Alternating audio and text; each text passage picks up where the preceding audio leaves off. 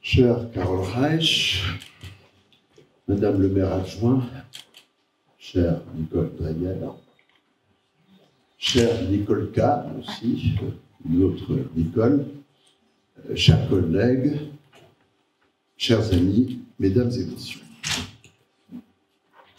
Je me trouve ce matin dans une situation peu courante, parler en présence de survivants de la Shoah, de plusieurs de leurs pères qui, à la même époque, étaient aussi des enfants.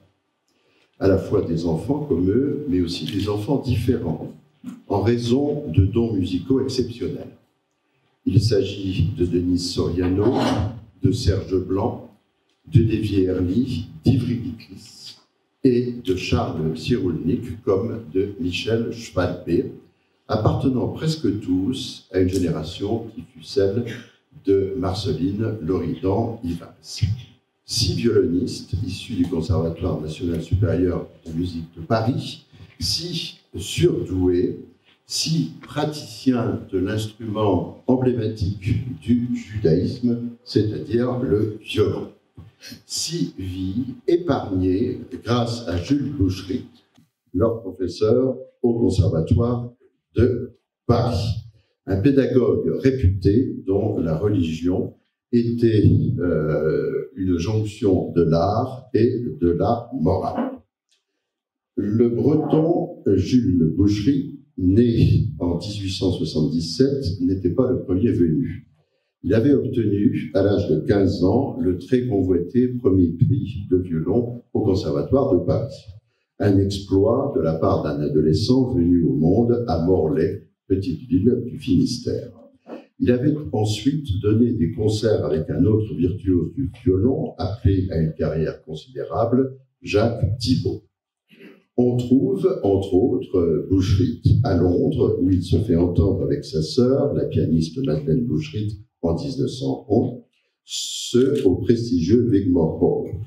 Il commence à enseigner au Conservatoire de Paris en 1920, pardon, alors qu'il est âgé de 43 ans, et ce, à la demande du directeur du Conservatoire de Paris, un certain Gabriel Fauré. Boucherie va former, entre autres, Ginette Neveu, Christian Ferras et Manuel Rosenthal. Il va donner des concerts avec la pianiste Magda Tagliaferro, dont il sera de nouveau parlé aujourd'hui. Les relations de Boucherie avec Gabriel Fauré constituent une indication du milieu dans lequel il évoluait, celui de la grande bourgeoisie, organisatrice de concerts de musique de chambre privée. Ils appartenaient à un art de vivre dont Anne Martin-Fugier analyse les codes dans son livre « Les salons de la Troisième République, art, littérature, politique ». Ainsi, Boucherie jouera du violon lors des fiançailles d'un certain Paul Valéry. Existait aussi entre Boucherie et le compositeur Reynaldo Hahn, très proche de Marcel Proust, des liens d'amitié, Marcel Proust que Boucherie fréquentera aussi. Quand bien même il n'avait que 17 ans en 1894, au moment du début de l'affaire Dreyfus, Boucherie devint manifestement proche d'un judaïsme beaucoup plus culturel que religieux. Il se distinguait en cela de l'aristocratie et de la bourgeoisie française, travaillé au corps par un antisémitisme virulent, l'une des caractéristiques à l'époque du quotidien catholique La Croix. Quand éclate en septembre 1939 la Seconde Guerre mondiale, Jules Boucherie a 62 ans. Il n'est plus en âge de porter les armes. Sa santé délicate l'a empêché depuis longtemps de poursuivre une carrière internationale de virtuose. Il est témoin, dès juin 1940, des prosternations d'une certaine partie du monde musical parisien devant l'occupant nazi. Il voit ainsi le célèbre pianiste Alfred Cortot, que nous voyons ici à gauche, retrouver sa vieille connaissance, le docteur Wilhelm von Wengler, que nous voyons ici à droite. Et Boucherie voit aussi Alfred Cortot intégrer l'entourage de Philippe Pétain et devenir le collaborateur zélé de celui-ci. Je rappelle que Alfred Cortot fut, pendant le régime de Vichy, secrétaire d'État aux questions musicales. Aujourd'hui, l'amnésie caractérise la société musicale française quand il est question d'Alfred Cortot sous l'occupation, alors que ce n'est pas le cas dans l'Allemagne actuelle. Cortot a beaucoup joué dans l'Allemagne nazie, et en Allemagne, aujourd'hui, face à ce silence, à ce tabou français au sujet d'Arthur Cortot, on s'intéresse en Allemagne, mais de façon évidemment scientifique et tout à fait démocratique, à l'amitié d'Alfred Cortot pour le sculpteur nazi Arno Breker, comme pour le danseur Serge Liffard, autre figure très problématique de l'époque. Néanmoins, parce qu'il faut garder raison, et je suis historien, néanmoins, le rôle de Cortot durant ces années terribles n'aura pas été aussi sombre qu'on l'affirme en général. J'y reviendrai tout à l'heure, et ceci en relation avec Boucher. Nous retrouvons le Conservatoire de Paris sous l'occupation, et le directeur du Conservatoire, Henri Rabault, se fait tristement remarquer. Il est très informé des succès de la cantatrice Germaine Lubin dans Tristan et Isolde, à l'Opéra de Paris, dont l'orchestre est dirigé par un certain Herbert von Karajan, ceci dès 1941. Rabault s'adresse spontanément le 3 octobre 1940 aux autorités allemandes pour leur soumettre le cas des professeurs et élèves israélites de son établissement. 4 jours après, le premier statut des Juifs est promulgué. Sont notamment concernés, par ce qui n'est rien d'autre qu'une dénonciation, plusieurs professeurs, comme le pianiste Lazare Lévy, et divers élèves des classes d'instruments à cordes, dont bien sûr les disciples de Jules Boucher. En réalité, l'acteur diligent de la dénonciation et sur instruction expresse du directeur, Henri Rabault, le secrétaire général du Conservatoire, c'est-à-dire Jacques Chaillet, que nous voyons ici au piano, à gauche, donc sur la photo. Et Jacques Chaillet continuera ses sinistres exploits, entre guillemets, en 1941, une fois le second statut des Juifs adopté. Henri Rabault prend sa retraite durant la même année, 1941. Son successeur est Claude Delvincourt, que vous voyez ici. Delvincourt est un autre compositeur, il a 53 ans. Il est un ancien combattant de la Première Guerre mondiale, durant laquelle il a perdu l'œil gauche, et plus particulièrement pendant la bataille de l'Argonne. Delvincourt est un vrai patriote, un authentique républicain. Il adhère au Front national des musiciens, organisation de la résistance, comptant dans ses rangs Henri Dutilleux, ou encore la compositrice juive communiste Elsa Barren, alors en relation étroite avec les combattants résistants de la Pologne. Afin de faire échapper au STO les étudiants soumis à celui-ci, Delvincourt va constituer un orchestre spécifique qu'il appellera l'orchestre des cadets du Conservatoire, et les Allemands n'oseront pas démanteler cet orchestre puisque leur conception métaphysique de la musique les empêche de prendre conscience du panneau dans lequel on les fait tomber. Un autre stratagème, mis cette fois-ci au point par Claude Delvincourt, avec la participation de Jules Boucherie, fonctionne également fort bien. Tous les deux favorisent les apparitions publiques avec orchestre d'un petit garçon, Serge Blanc, que vous voyez ici durant un concert en 1945 à la salle Gaveau, à Paris. Serge Blanc, un enfant juif dont la famille est venue de Galicie à Paris au cours des années 1920. La presse collaborationniste encense le virtuose en herbe. Les concerts de celui-ci s'insèrent dans une vie musicale remplie de prestations, pourtant données par des artistes allemands, tels la pianiste Ellie Ney, envoyé dans la capitale française sur l'ordre de Goebbels, le ministre de la Propagande. Les journaux parisiens, donc, vantent sans cesse le talent de Serge Blanc. Ils se réjouissent aussi de son nom tellement français. Dans le public de ces concerts se trouve un jour un jeune inconnu répondant au nom de Pierre Boulez. Personne ne peut dire qu'il dirigera en 1963 à l'Opéra de Paris Wojciech d'Alpenberg à la tête d'un orchestre dont le premier violon solo, le Concertmeister, sera justement Serge Blanc. En tout cas, on ne peut que prendre conscience ici des risques gigantesques courus par Delvincourt et Boucherie.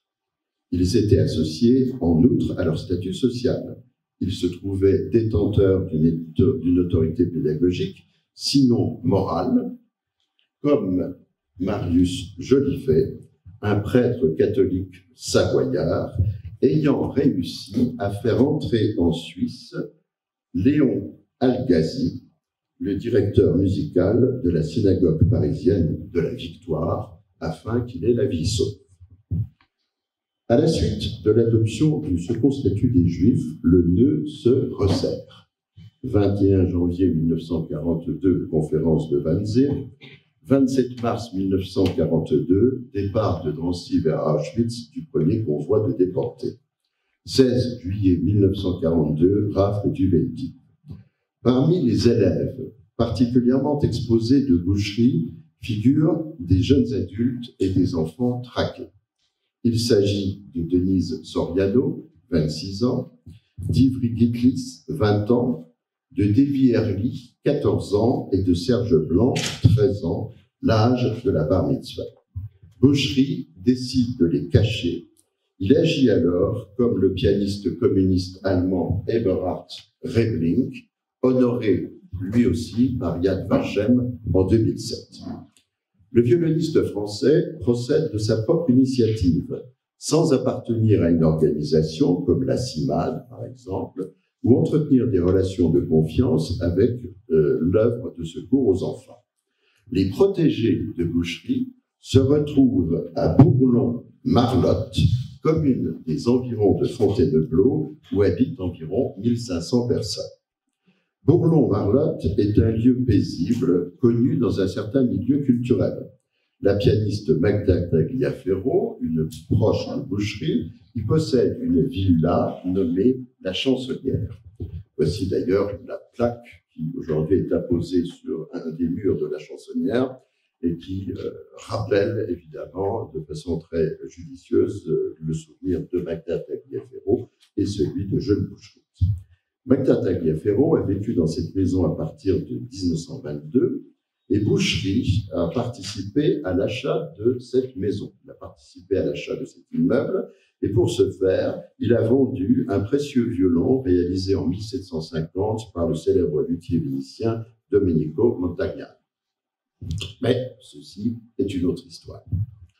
Magda Tagliaferro part pour l'Amérique du Sud dès septembre 1939. Elle retrouve le Brésil, son pays de naissance, où l'attend son mari. Ils ne reviendront en Europe que la paix une fois rétablie. Dès lors, la chansonnière est prêtée à Boucherie. Il s'y installe avec ses protégés. Entre les jeunes violonistes, leur maître, un pianiste nécessaire pour accompagner une partie des cours, et un ou deux domestiques, 9 personnes au minimum, se trouvent désormais à Bourlon-Marlotte. Comment se nourrissent-elles? Qui les soigne si l'une d'elles est malade? Comment le voisinage perçoit-il la musique qui, des journées entières, s'échappe du bâtiment? Il est totalement inconcevable que des jeunes musiciens d'un pareil niveau ne travaillent pas leur instrument d'arrache-pied à longueur de journée ou presque et ne bénéficient pas des conseils de leur maître Boucherie. On est, en l'occurrence, confronté devant un cas d'espèce. Je me souviens d'une conversation avec le regretté Claude Ampel, qui se définissait, je le cite, comme le plus jeune rescapé du ghetto de Varsovie. Il avait dû, en pleine campagne polonaise, passer les 3 premières années de son existence dans le silence total. pour ne pas attirer évidemment l'attention, comme susciter des soupçons.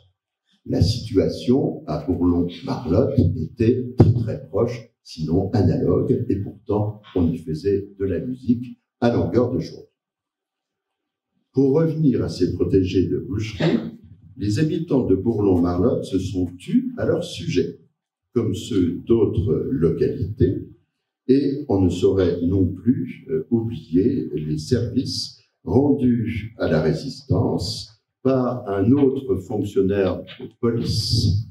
Je dis un autre par rapport à ce que notre collègue a dit tout à l'heure, et ce fonctionnaire de police de Fontainebleau était Auguste Cala, qui était le commissaire de police de Fontainebleau, situé à 8 km de Bourlon-Marlotte.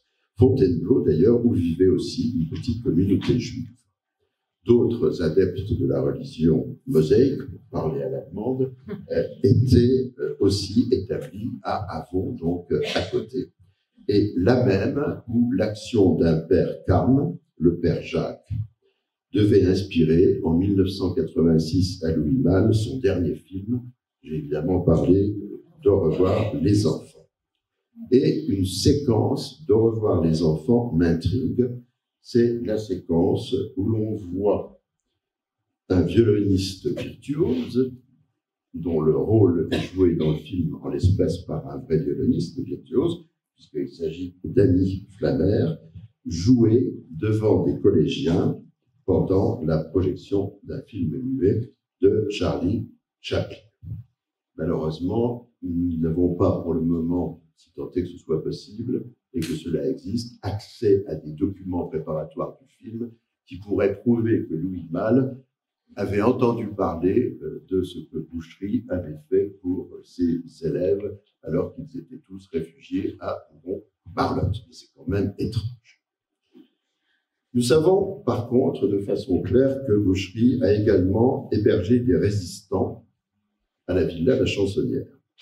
Mais il n'en parla jamais, lui aussi, à quiconque, quand bien même il était très apprécié du révérend père Ambroise-Marie Carré, une figure de la résistance, qui, après la mort de Boucherie, fera son éloge public. Les souvenirs de Boucherie, dictés à son beau-frère, le philosophe Marc Soriano, est paru en 1993, soit 3 décennies après sa mort, ne font pas état de ces actes de protection des enfants et ne font pas état de ces actes de résistance. Les mêmes souvenirs, intitulés « Les secrets du violon », s'achèvent seulement sur l'évocation des relations de Boucherie avec le compositeur Camille Saint-Saëns, qu'il définit, je cite, comme charmant et un peu dangereux. Or, Camille Saint-Saëns était mort en 1921. Notre violoniste, donc, j'insiste sur cela, ne raconte pas les événements survenus entre 1939 et 1945 dans son livre de souvenirs, pas plus qu'il n'indique que ses disciples ont échappé au port de l'Étoile jaune. L'Allemagne nazie, une fois vaincue et occupée par les Alliés, les uns et les autres retrouvèrent une vie, entre guillemets, normale, en apparence. Ivry Gitlis, Davy Ehrlich, que nous voyons maintenant, Serge Blanc, que nous retrouvons ici en 1952, à l'occasion d'un concert qu'il s'apprête à donner ou qu'il vient de donner avec le grand compositeur roumain Georges Lescaut, assis à droite. Serge Blanc, toujours, dont la prestance et l'allure plaisent beaucoup au public féminin qui va l'écouter ici et là, entament tous une carrière internationale de virtuose. Ils se consacrent aussi à l'enseignement. Mais ils ne s'établissent pas, comme tant d'autres musiciens, en Israël, quand bien même Ivry Gitlis était né à Haïfa. Et se fit un grand plaisir, en octobre 1994, de jouer durant une fête à Paris, en l'honneur de Simone Peres, alors ministre des Affaires étrangères d'Israël. Cette soirée était organisée par Jean Kahn, alors président du CRIF, Jean Kahn, dont j'ai écrit la biographie, comme cela a été dit tout à l'heure, biographie qui paraîtra chez Hermann, éditeur parisien, à la mi-février 2019. Pour sa part, Davy Herly, que nous avons vu tout à l'heure, avait épousé la fille du compositeur André Jolivet. Et pour sa part, Davy Herly donnait cours au Conservatoire de Paris. Il mourut en 2012, renversé par un poids lourd. Pour sa part, Serge Blanc fut 32 ans durant le premier solo de l'Orchestre de l'Opéra de Paris. Il nous quitta en 2013. Quant à Denise Soriano, elle épousa en 1956 Jules Boucherie, son sauveur, Jules Boucherie qui était néanmoins son aîné de 39 ans, et Jules Boucherie dont elle était devenue la compagne alors qu'elle était âgée seulement de 16 ans. Ayant tenté par 4 fois de devenir professeur au Conservatoire de Paris, Denise Soriano eut ensuite une vie professionnelle sans commune mesure avec la formation très sophistiquée qu'elle avait reçue. Denise Soriano-Boucherie, que nous voyons ici avec son maître et futur époux, n'est plus de ce monde depuis 2006. Mais elle a reçu en 1994 la médaille de Juste parmi les justes des nations, attribuée à titre posthume par Yad Vashem à son époux. Denise Soriano-Boucherie racontera à plusieurs reprises s'être toujours souvenue qu'elle avait été dénoncée comme juive en 1940 par des camarades du Conservatoire de Paris, camarades qu'elle soupçonnait, indépendamment de leur attitude, évidemment par nature percée antisémite, qu'elle soupçonnait d'être animée par une pulsion de carriérisme absolument éhontée. Fut-elle, sa vie durant, poursuivie par la trace d'un tel acte? Évidemment. L'un des derniers enregistrements réalisés par Denise Soriano révèle malheureusement une exécution approximative de la romance pour violon en si bémol, opus 28 de Gabriel Fauré. En tout cas, élu, nous le savons, la vie sauf grâce à Boucherie et aux surprises, grâce à Alfred Cortot. D'où l'observation que j'ai formulée tout à l'heure d'emblée. Une lettre du violoniste Danny Brunswick adressée à Boucherie le 6 septembre 1944 vante, je cite, « tout ce que notre grand pianiste, c'est-à-dire Cortot, a fait pour sauver Denise Soriano des griffes de la Gestapo. » Fin de la citation. Aussi étonnant que cela puisse paraître, Alfred Cortot a aidé plusieurs personnalités et artistes juifs à échapper à la déportation. Parmi ces rescapés, qui eurent la vie sauve, donc grâce à Alfred Cortot, figurait par exemple la soprano d'origine polonaise Maria Freund. Elle fut la créatrice du piano lunaire d'Arnold Schoenberg en France, et grâce à Cortot, Maria Freund put sortir de Drancy au printemps 1944. Je voudrais maintenant aborder le cas de Michel Schwalbe. Donc, Michel Schwalbe, autre élève de Boucherie, était né en Pologne en 1919 dans une famille appelée à émigrer en France. Il avait 20 ans au début de la Seconde Guerre mondiale et il exerça alors tant bien que mal ses activités professionnelles à Lyon où il était replié. Mais le futur professeur Schwalbe, vous comprendrez bientôt pourquoi, rallia en 1944 la Suisse, caché dans un camion de meubles. Son père était porté disparu, sa mère et sa sœur étaient mortes à Treblinka. 13 ans plus tard, Michel Schwalbe était premier violon solo de l'Orchestre philharmonique de Berlin, jouant d'ailleurs en 1961, Michel Schwalbe toujours, et l'orchestre, pour les débuts de Pierre Boulez à la tête du même orchestre philharmonique de Berlin. Une aussi resplendissante chaise curule fut donc pendant 28 ans celle de Michel Schwalbe, jusqu'à sa retraite survenue en 1985. Il passa ensuite les 3 décennies lui restant à vivre en enseignant à des aspirantes et des aspirants de niveau absolu dans le monde entier. Le poste de l'Orchestre philharmonique de Berlin lui avait été proposé par le directeur musical de celui-ci, Herbert von Karajan.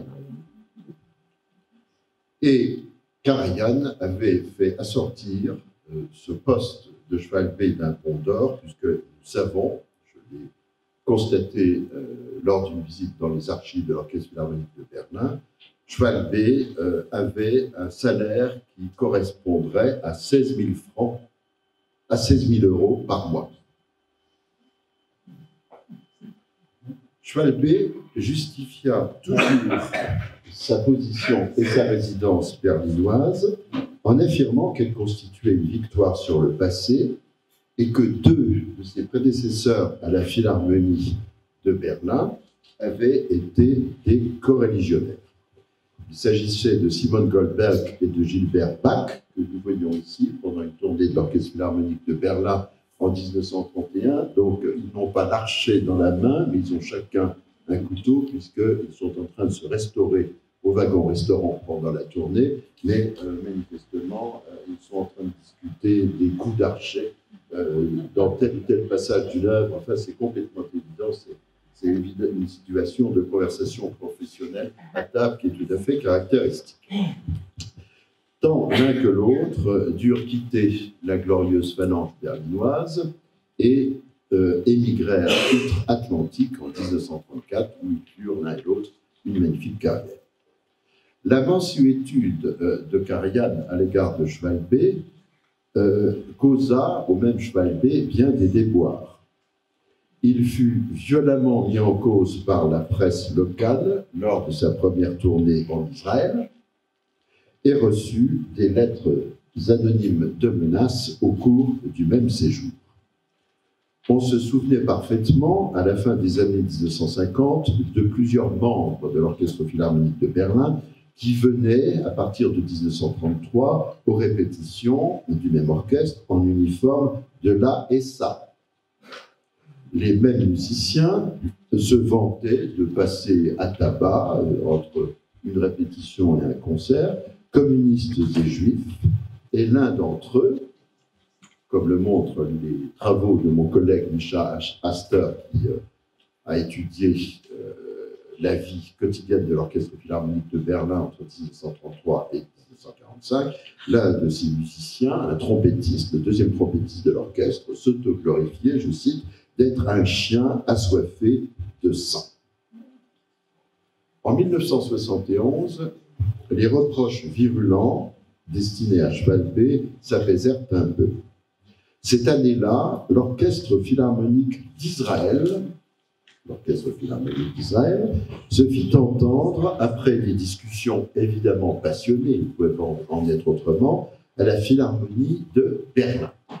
Lors de ce concert historique, Zubin Mehta dirigea la première symphonie de Gustav Mahler, compositeur majeur juif interdit d'exécution sous Hitler, et on donna ensuite comme bis la Hatikva.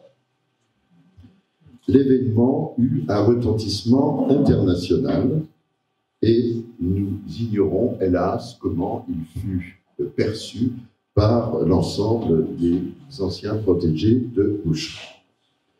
S'il est indéniable que les nombreux enregistrements réalisés après 1945 par Schwalbe, comme par Soriano, Gitlis, Herbie et Blanc, sont les témoignages artistiques immortels de ces survivants, il est regrettable que pour les 3 derniers d'entre eux, il se soit avéré impossible de parler avec eux de la dimension psychologique des épreuves à leur traversée, plus particulièrement du sentiment permanent de peur qui les habitait sous l'occupation. Comme j'ai rencontré à plusieurs reprises Gitlis, Herbie et Blanc, Je bats aujourd'hui publiquement ma coulpe à l'idée d'avoir omis de les interroger. Quant à Magda Tagliaferro, avec laquelle j'avais un ami commun, le pianiste Daniel Varsano, elle n'aimait guère parler de ce passé-là. Je reviens maintenant à Serge Blanc, et nous allons maintenant voir la photo de Sonia Simenauer. Sonia Simenauer est une des nièces de Serge Blanc. Elle dirige aujourd'hui à Berlin l'une des plus grandes agences artistiques européennes. Elle est spécialisée dans les ensembles de musique de chambre. Et Sonia Simenauer, évidemment, m'a raconté par le menu l'itinérance et de son oncle et de sa famille durant cette période. Comme Ivry Bitlis, aujourd'hui âgé de 96 ans, et seul survivant parmi nos violonistes les plus en état de communiquer, je me suis adressé à la veuve de Davy Herly, donc Christine Herly-Jolivet. Elle m'a parlé évidemment de son époux et elle m'a parlé aussi évidemment de camarades de conservatoire de son époux, c'est-à-dire plus particulièrement Charles Cyrulnik, un autre élève de Boucherie que nous voyons ici. Charles Cyrulnik qui lui aussi fut caché pendant cette période grâce à Boucherie. Et puisqu'il est question à nouveau de Vitry et aussi de Herly, ne résistons pas au plaisir de voir encore quelques illustrations. D'abord, Ivry Bitlis en 1970, et puis maintenant la couverture d'un disque de Davy Herly. Il est clair que la situation de ces jeunes artistes musiciens cachés était à la fois identique et différente de celle des autres membres de leur génération confrontés à la même épreuve. Elle était identique parce qu'ils n'étaient pas auprès de leurs parents, comme de leurs éventuels frères et sœurs, parce qu'ils étaient obligés de disparaître de la vie sociale et parce qu'ils se savaient traqués jour et nuit. Comme tant d'autres, nos artistes juniors furent contraints de renoncer à leur identité juive durant cette période, quand bien même ils n'eurent pas, heureusement pour eux, le destin ultérieur des frères Robert et Gérald Finaz. La condition des protégés de Jules Boucherie entre 1942 et la Libération fut différente pour trois raisons principales. La première était l'émergence d'une maturité précoce. Ces futurs musiciens professionnels de très haut niveau se distinguaient déjà par une capacité de compréhension des concepts et un sens chronique de l'effort hors du commun. Voici la raison pour laquelle on parle d'enfants prodiges ou en allemand de Wunderkinder. Le second motif pourrait être peut-être le développement d'une forme d'ego surdimensionnée. Le sentiment précoce d'être exceptionnel, de montrer des capacités qui ne sont pas accordées au reste des mortels, d'appartenir à une aristocratie artistique est bien connu. En ce qui concerne Michel Schwalbe, celui-ci se rendait parfaitement compte à la fin de son existence que ces trois mariages successifs, tous terminés par un divorce, avaient été pulvérisés par un ego dont il ne contrôlait pas le fonctionnement.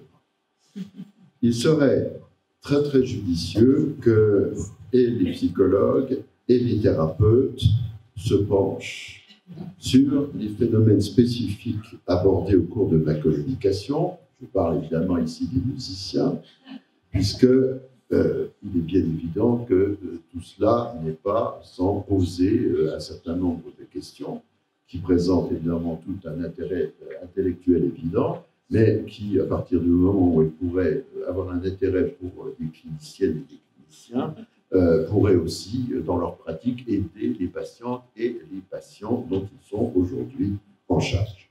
En tout cas, et j'en conclus, s'ils n'avaient pas survécu, Denis Soriano, Charles Cyrulnik, Davy Herly, Ivry Bitlis, Serge Blanc et Michel Schwalbe n'auraient pas pu nous transmettre l'héritage des prestigieuses écoles du violon dont ils étaient les représentants.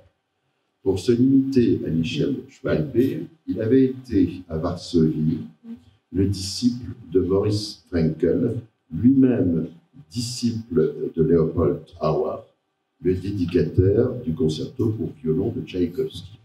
Donc, on est ici dans une forme particulière de généalogie, c'est la transmission de la virtuosité d'une génération de virtuoses à l'autre. Le même Auer comptait également Jascha Heifetz parmi ses élèves. On se trouve donc, et je reviens là-dessus pour terminer, confronté à une généalogie symbolique. Néanmoins, la métaphore d'un arbre de vie, tel l'arbre de Jessé. Bien que le concept de la sainteté n'appartienne pas à la théologie juive et à la halakha, il est, de mon point de vue, la marque absolue des justes, parmi les justes des nations, parmi lesquelles, évidemment, est compté Jules Boucher. Je vous remercie pour votre attention.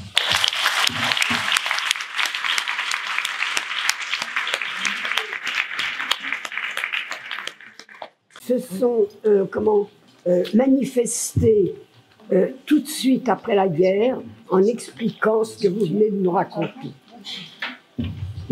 Alors, madame demande, vous pose la question suivante, est-ce que ces musiciens se sont manifestés tout de suite après la guerre en faisant référence à la protection que Boucherie leur avait donnée? Non, puisque, comme je l'ai dit tout à l'heure, Jules Boucherie a été fait juste en 1994, alors qu'il était décédé en 1962, donc 32 ans après sa disparition. Ces jeunes n'ont pas parlé parce que, ainsi que leur rappel, entre autres, Marceline Loridan Ivins, dans ce documentaire qui a été projeté il y a quelques jours sur Arte, on ne devait pas parler, on ne devait pas raconter. Ensuite, s'est produit un phénomène qui est spécifiquement d'ordre musical, mais qui est lié à la profession musicale, c'est le suivant, c'est que la proclamation de l'État d'Israël, le 14 mai 1948, avait été précédée au temps de la Palestine mandataire par la création de l'Orchestre Philharmonique de Palestine, qui est devenu l'Orchestre Philharmonique d'Israël. Le seul chef d'orchestre de dimension mondiale qui avait accepté en décembre 1935 de se rendre en Palestine mandataire pour diriger les concerts inauguraux de l'orchestre était l'illustre Arturo Toscanini.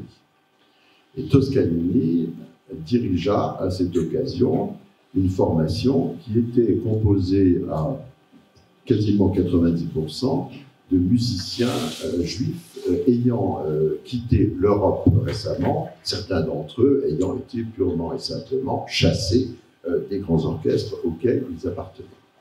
Et cet orchestre était, au moment de sa constitution, déjà un orchestre d'excellence internationale.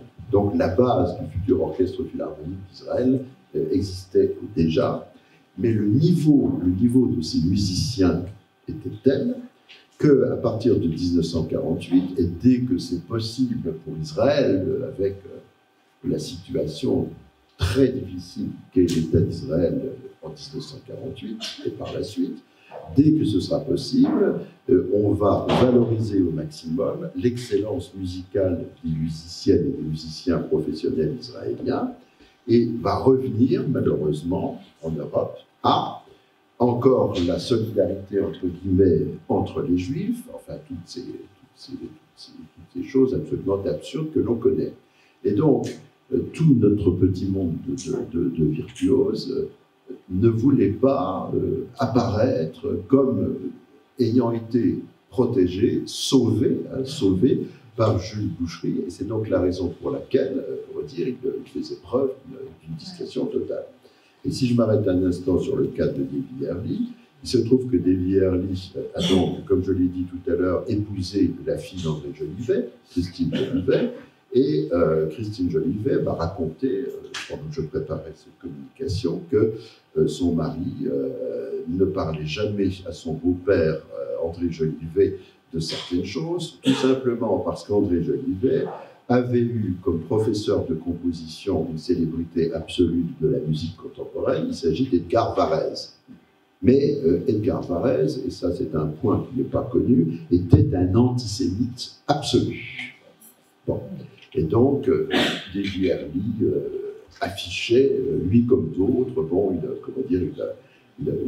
un silence, une discrétion, bon, dans un moment évidemment où on n'osait pas parler. Voilà donc des éléments de réponse. D'accord.